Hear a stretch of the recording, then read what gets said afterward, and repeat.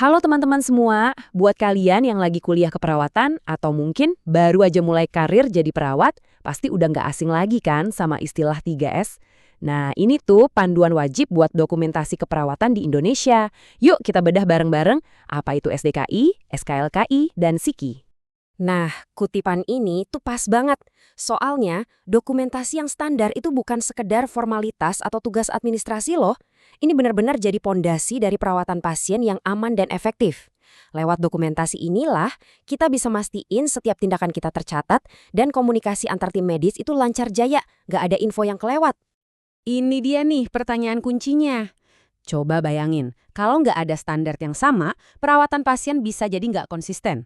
Perawat di rumah sakit A mungkin nulisnya begini, perawat di rumah sakit B nulisnya beda lagi. Kalau udah gitu, bisa-bisa salah paham kan? Dan yang paling bahaya, ini bisa ngancam keselamatan pasien.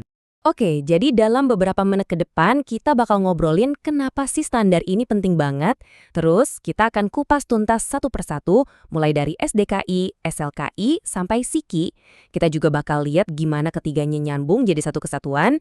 Dan di akhir ada kuis kecil buat seru-seruan. Yuk langsung aja kita mulai. Jadi, buat ngejawab tantangan inkonsistensi tadi, Persatuan Perawat Nasional Indonesia atau yang kita kenal PPNI bikin sebuah solusi keren yang disebut kerangka 3S. Ini tuh sebuah langkah penting banget buat ningkatin profesionalisme praktik keperawatan di seluruh Indonesia. Jadi, 3S ini isinya 3 buku panduan yang saling nyambung satu sama lain. Ada SDKI buat diagnosis, terus ada SLKI buat luaran atau target hasil yang mau kita capai, dan terakhir SIKI buat intervensi alias tindakan yang kita lakuin. Kalau digabung, 3 serangkai ini jadi semacam bahasa profesi yang seragam buat semua perawat di Indonesia. Nah, ini dia alur berpikir seorang perawat profesional yang pakai standar 3S. Runtut banget kan? Semuanya berawal dari kita menganalisis data pasien, terus dari situ kita rumusin diagnosisnya pakai panduan SDKI, setelah itu kita tentuin target yang terukur pakai SLKI, dan terakhir kita rencanain deh tindakan nyatanya pakai SIKI. Ini siklus yang jelas dan sistematis. Oke, kita kupas satu-satu ya. Mulai dari pilar yang pertama, SDKI. Ingat, asuhan keperawatan yang berkualitas itu selalu dimulai dari diagnosis yang tepat. Ini tuh langkah paling awal dan krusial banget buat nentuin apa sih sebenarnya masalah pasien dari kacamata kita sebagai perawat. Sederhananya, SDKI itu kamus kita buat bikin penilaian klinis ya. Penting buat digarisbawahi ya, ini bukan tentang ngasih label penyakitnya, tapi fokusnya adalah tentang gimana pasien, keluarga, atau bahkan komunitas merespon kondisi kesehatannya. Nah, ini nih yang sering bikin bingung. Apa sih bedanya diagnosis keperawatan sama diagnosis medis? Gini, kalau diagnosis medis itu fokus ke penyakitnya, contohnya pneumonia. Kalau diagnosis keperawatan fokusnya ke respons pasien terhadap penyakit itu, contohnya bersihan jalan napas tidak efektif. Dua-duanya sama-sama penting loh dan saling melengkapi. Biar diagnosis kita pas dan jelas, kita pakai rumus PES. P itu problem atau masalah utamanya. E itu etiologi alias penyebabnya. Terus S itu signs and symptoms atau tanda dan gejala yang kita temuin di pasien. Contohnya ya, nyeri akut itu problemnya, berhubungan dengan agen pencedera fisik itu etiologinya. Dibuktikan dengan pasien ngeluh nyeri skala 8, kelihatan meringis, itu tanda dan gejalanya. Jadi lengkap dan spesifik banget kan? Oke, masalahnya udah ketemu. Terus apa? Ya kita tentuin tujuannya dong. Nah, disinilah SLKI berperan. Kita harus bisa mendefinisikan sukses itu nanti kayak gimana bentuknya, dan yang paling penting, gimana cara ngukurnya.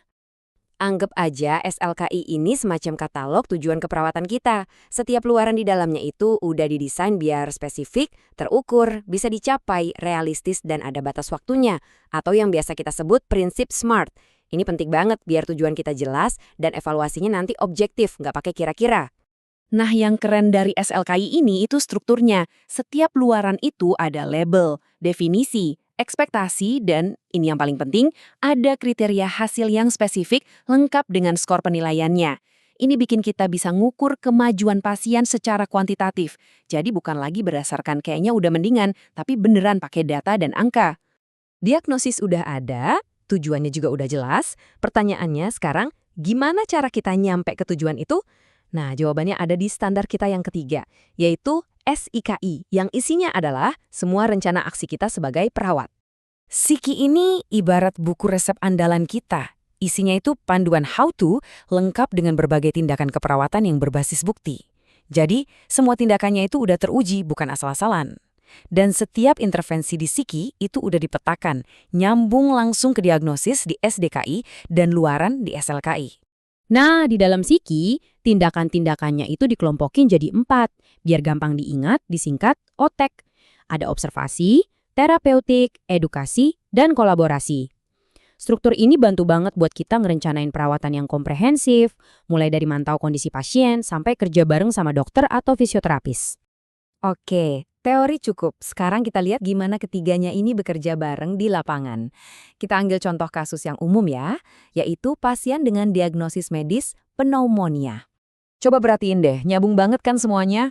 Kita mulai dari diagnosis SDKI-nya, bersihan jalan napas tidak efektif. Oke, masalahnya itu. Terus kita tentuin target SLKI-nya, bersihan jalan napas meningkat. Nah, untuk mencapai target itu, kita pilih intervensi dari Siki. Contohnya latihan batuk efektif dan manajemen jalan napas, yang isinya tindakan-tindakan konkret kayak atur posisi pasien, kasih minum hangat, sampai ngajarin cara batuk yang benar. Langsung kelihatan kan benang merahnya, dari masalah ke target sampai ke aksinya. Jelas banget. Gimana? Udah mulai kebayang kan? Nah, sekarang coba tes sedikit yuk, seberapa nempel materi barusan. Nggak usah tegang, anggap aja main-main. Siap? Oke, ini dia pertanyaannya. Coba dipikirin dulu ya. Pertama, kerangka OTK itu ada di buku standar yang mana? Kedua, kalau mau nentuin tujuan yang terukur, kita lihatnya ke standar apa? Ketiga, apa sih fokus utama diagnosis keperawatan? Keempat, PPNI itu singkatan dari apa? Dan yang terakhir, sebutan gaul buat SDKI, SLKI, dan SIK itu apa? Boleh di-pause dulu kalau mau mikir.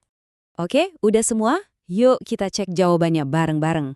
Nomor 1, OTEK itu ada di Siki. Nomor 2, buat tujuan yang terukur itu SLKI. Nomor 3, fokus diagnosis keperawatan itu respons klien. 4, PPNI itu Persatuan Perawat Nasional Indonesia. Dan yang terakhir, ketiganya disebut kerangka 3S.